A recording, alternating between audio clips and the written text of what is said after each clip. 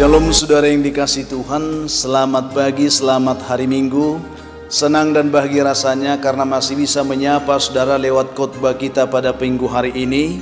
Kita telah dibawa Tuhan masuk dalam minggu ke-22 setelah Trinitatis tanggal 8 November 2020 hari ini. Karena Tuhan menolong dan memberkati persekutuan kita. Sebelum kita mendengarkan firman Tuhan ini, mari kita membuka hati terlebih dahulu, kita berdoa di hadapan Tuhan. Kita berdoa. Kiranya damai sejahtera Allah yang melampaui segala akal, itulah yang memelihara hati dan pikiranmu dalam Kristus Yesus Tuhan kita. Amin.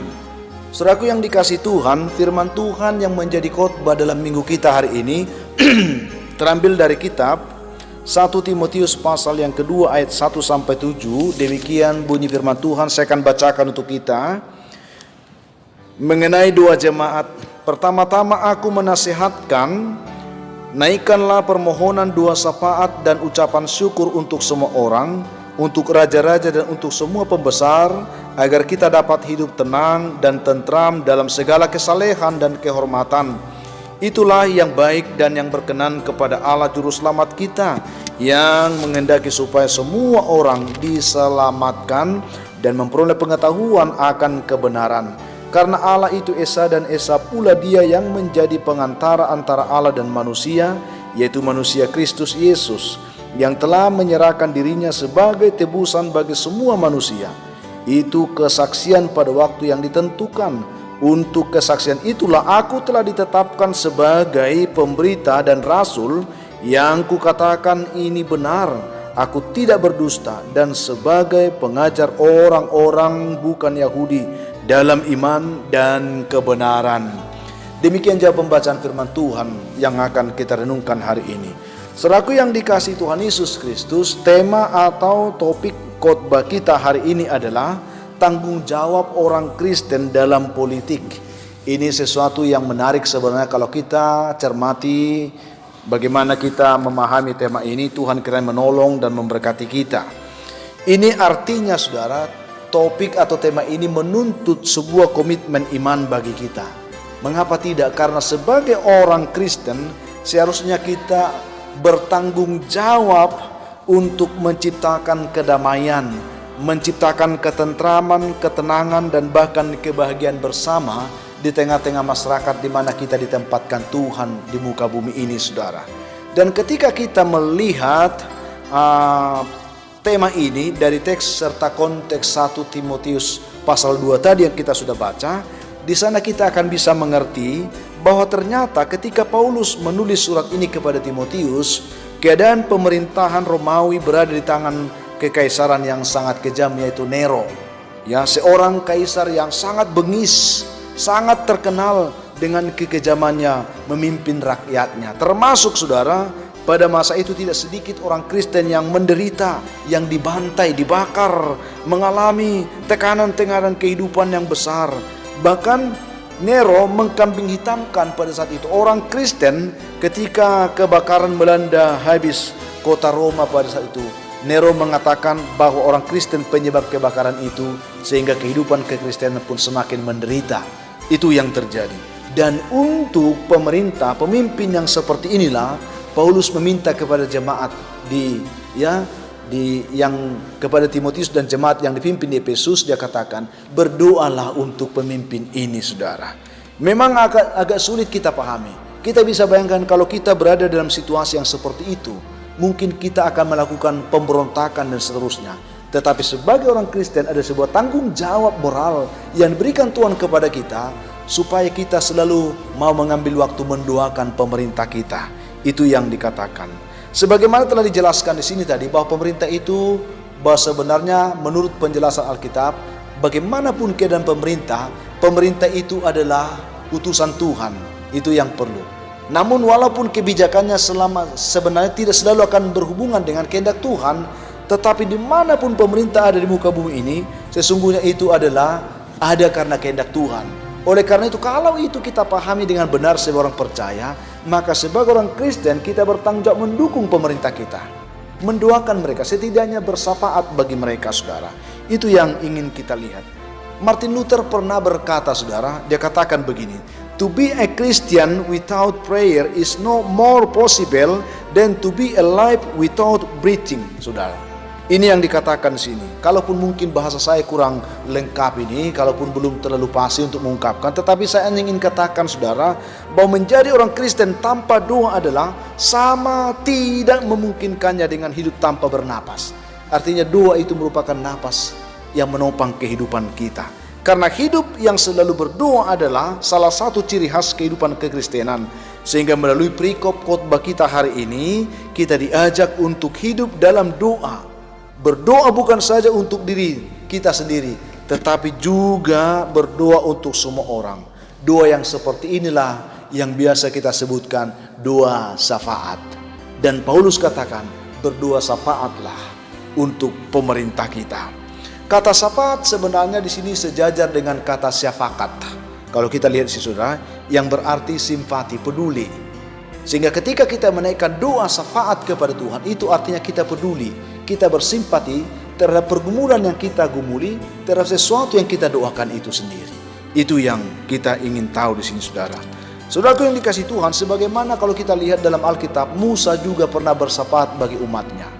Ketika Tuhan berkata akan memusnahkan bangsa itu, Musa peduli, Musa simpati terhadap pergumulan umat, sehingga dia mau berdiri di hadapan Tuhan menjadi perantara untuk mendamaikan umat itu di hadapan Tuhan, untuk menenangkan hati Tuhan, sehingga umat itu tidak mengalami murka Tuhan. Itu yang terjadi. Jadi sesungguhnya doa syafaat ini, saudara, adalah rasa simpati dan usaha untuk terlibat dengan orang atau peristiwa yang kita doakan.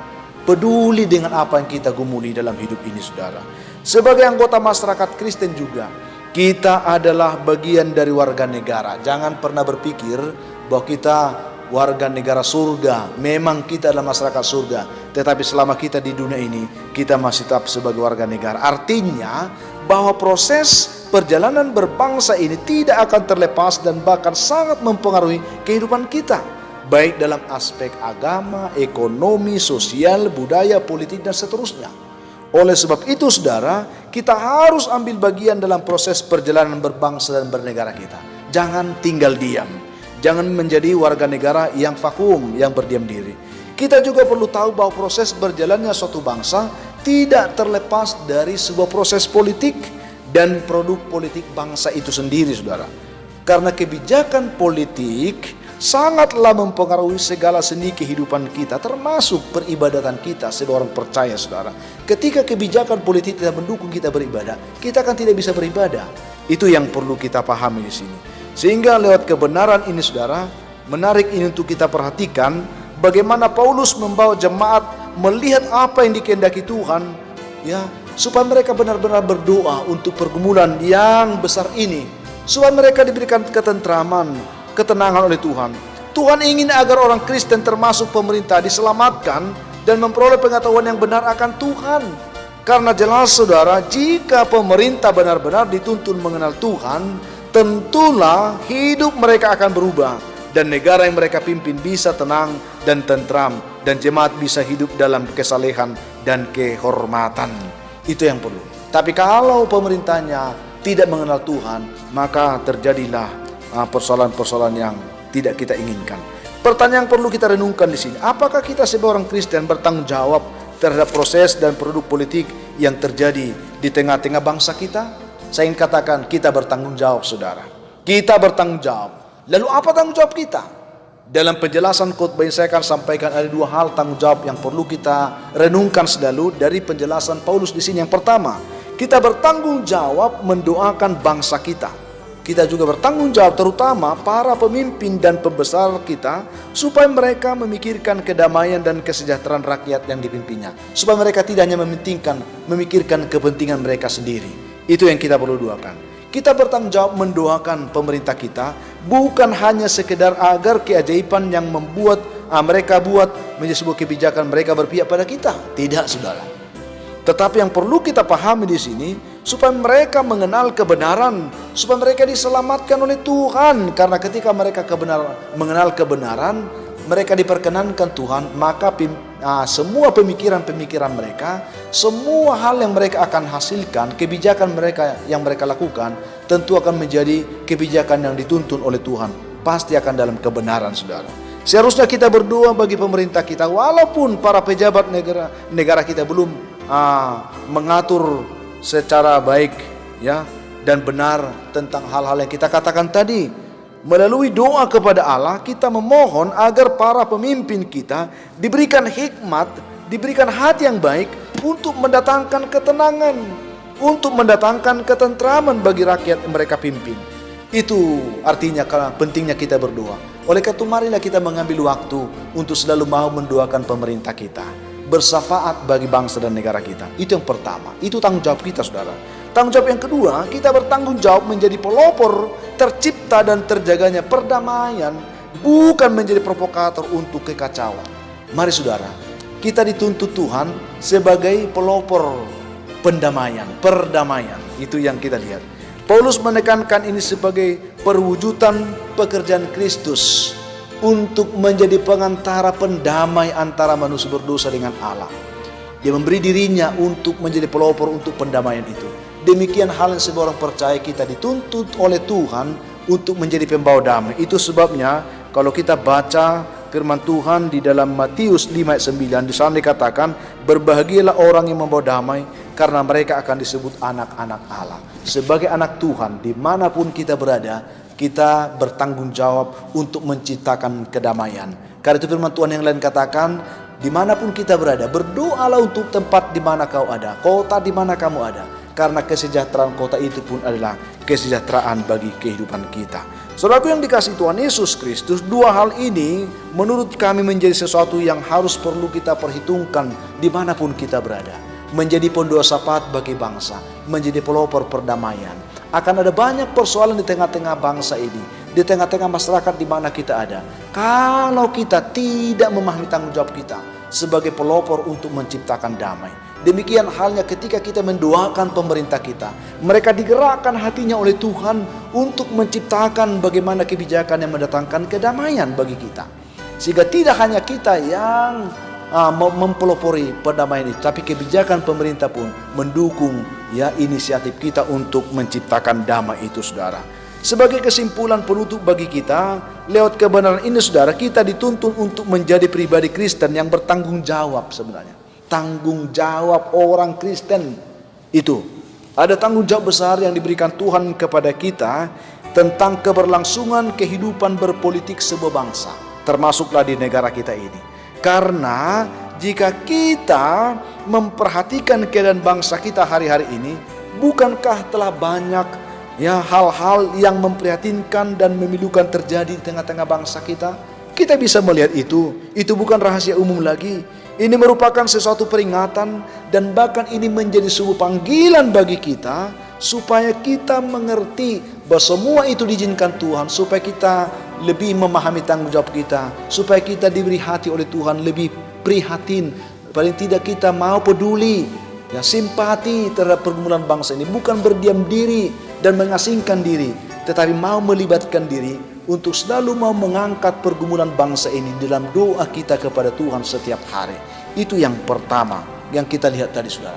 Jadi kita terpanggil untuk itu. Di tengah keprihatinan keadaan bangsa yang sedang kita hadapi, mari saudara, di situ kita dituntut untuk semakin jeli, untuk semakin tajam, untuk memperlihatkan tanggung jawab kita sebagai pendoa syafaat bagi bangsa ini. Juga kalau kita lihat tadi, Paulus menasihatkan Timotius dan jemaat untuk mendoakan para penguasa agar mereka dimampukan menciptakan situasi yang lebih baik dan kondusif bagi rakyatnya.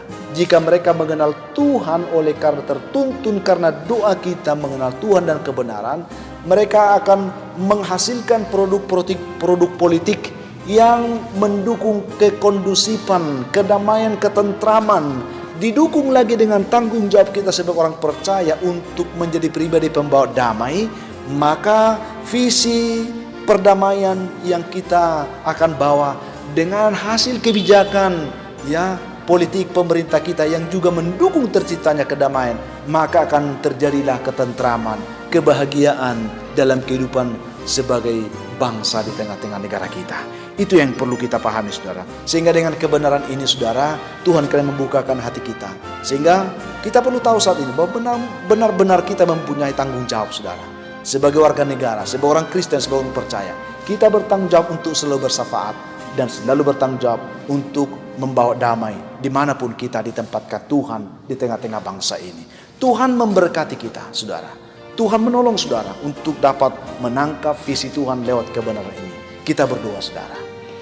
Tuhan, terima kasih untuk kebaikan-Mu yang menyapa kami lewat firman yang kami terima pagi hari ini. Berkati umat-Mu mendengarkannya, supaya kami tahu bahwa sebagai warga negara, sebagai orang Kristen, kami bertanggung jawab, Tuhan, untuk selalu mau peduli tentang situasi bangsa kami, sehingga kami boleh mengambil waktu untuk berdoa, mendoakan setiap persoalan bangsa dan pemerintah kami juga. Berkati kami sebagai anak Tuhan, supaya kami boleh menjadi pelopor pembawa damai, sehingga apapun pergumulan yang sedang terjadi di tengah-tengah bangsa kami akan menjadi pembawa damai di dalamnya. Berkatilah umat-Mu mendengarkan renungan ini. Yang lemah Tuhan kuatkan, yang berbeban berat Tuhan berikan kelegaan.